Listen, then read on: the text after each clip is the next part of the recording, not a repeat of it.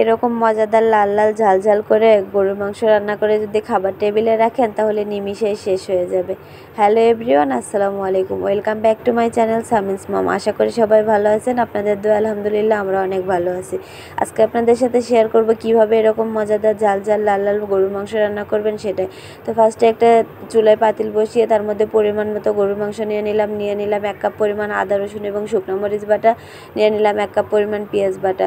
তো মাংসের মধ্যে আমি পেঁয়াজ বাটাটা দিয়ে নিলাম, এরপরে দিয়ে নিব আদা রসুন বাটাটা দেওয়া শেষ হলে আমি 1 চামচ পরিমাণ ধনিয়া এবং জিরা গুঁড়া নিয়ে নিব।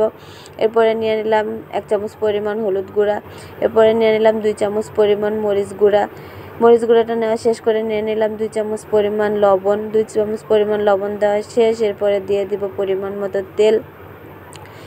মতো তেল দেওয়া শেষ করে আমি মাংস এবং মশলাগুলো ভালোভাবে হাত দিয়ে নাড়াচাড়া করে মেখে নিব।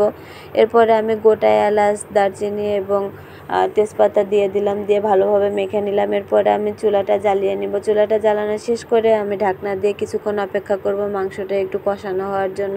এর মধ্যে এসে আমি মাংসের জন্য আলু কেটে নিলাম। এসে দেখি আমার মাংসটা প্রথম স্টেপে কষানো শেষ।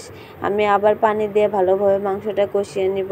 এর মধ্যে আমি পরিমাণ মতো পানি দিয়ে দিলাম মাংসটা কষানোর জন্য। পানি দেওয়া শেষ করে ভালোভাবে নেড়েচেড়ে আমি ঢাকনা দিয়ে ঢেকে কিছুক্ষণ অপেক্ষা করব আমার মাংসটা কষানো কমপ্লিট হওয়ার জন্য। তাই তো কিছুক্ষণ পরে সেদিকে আমার মাংসটা কষানো শেষ। এর মধ্যে আমি দিয়ে দিব পরিমাণ মতো ঝোলের পানি।